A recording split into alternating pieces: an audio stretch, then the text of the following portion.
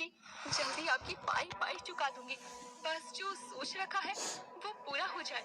सोच कर तो तुम दोनों ने ये भी रखा था कि गांव में अपनी इस छोटी सी झोपड़ी की जगह महल बनाओगे, लेकिन वो सपना है, कभी पूरा नहीं हो सकता। मैं 15 दिन की मोहलत देता हूँ। मुझे अपने ब्याज के पैसे तो चाहिए ही चाहिए।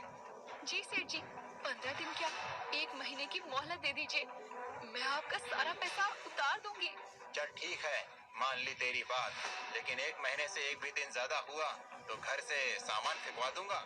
इतना कहकर वो सेठ वहाँ से चला जाता है। अब माला घर में आती है और रामकिशन से कहती है, अजी तुमसे कुछ नहीं होता और कर्जदार आकर तुम्हारी बीवी को सुना जाते हैं, तो तुम्हारा खून भी नहीं उबलता क्या? मर्द के नाम पर कलंक हो तुम। ये लो मेरी चूड़ियाँ और पहन लो।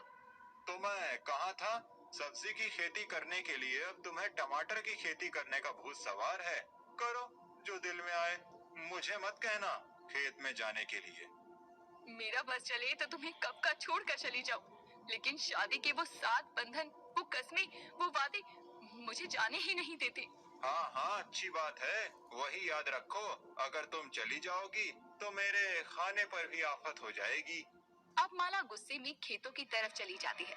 इधर बिजली माला के घर से सेठ किरोड़ीमल को जाते हुए देखकर अपने पति गंगू से कहती है, जो कि प्लेट भरकर खाना लिए बैठा होता है, अजी सुनते हो, अभी अभी सेठ किरोड़ीमल माला को सुना कर गया है। कह रहा था कि माला ने उसका कर्जा नहीं उतारा है। अजी मैं आपसे बातें कर रही हूँ और आप हैं कि सिर्फ खाने में लगी हैं। अरे बिजली, वापस करो मेरी प्लेट, मुझे जोरों की भूख लगी है। और अगर माला भाभी ने कर्ज लिया ही है तो क्या तुम चाहती हो वो कर्ज मैं चुकता करूं? अरे वो सेठ किरोड़ीमल तो ना जाने माला को क्या क्या कह रहा था। मुझे तो उसकी गंदी नजर भी बिल्कुल पसंद नहीं है।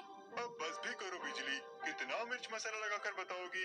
बेचारे से तो चश्मा भी नहीं संभाला जाता, वो माला भाभी को क्या देखेगा? बिजली की हर बात को बढ़ा चढ़ाकर बोलने की आदत थी, और जब वो माला के घर सेठ किरोड़ीमल को देखती है तो उसमें भी 2-4 बातें लगाकर सबको बताती है। लेकिन इधर माला जिस वजह से कर्ज में डूबी हुई थी, उसे आगे बढ़ाने के काम में लगी हुई थी। मैंने खेतों में टमाटर के पौधे तो लगा दिए हैं, बस अब फसल अच्छी हो जाए, फिर देखना मैं इन गांव वालों को बताती हूँ, और सबसे पहले तो अपने निकम्मे निठल्ले आलसी पति को बताऊंगी। माला टमाटर की खेती करना चाहती थी, लेकिन टमाटर बहुत ज्यादा सस्ते थे, जिस वजह से रामकिशन और कई लोग माला को टमाटर की खेती ना करने की सलाह देते हैं। हालांकि बहुत लोग तो उसका मजाक भी बनाते हैं। अब देर शाम माला घर आती है तो बिजली अपने दरवाजे पर बैठी होती है और वो माला से कहती है, अरे माला, मैंने सुना है तो टमाटर की खेती कर रही है।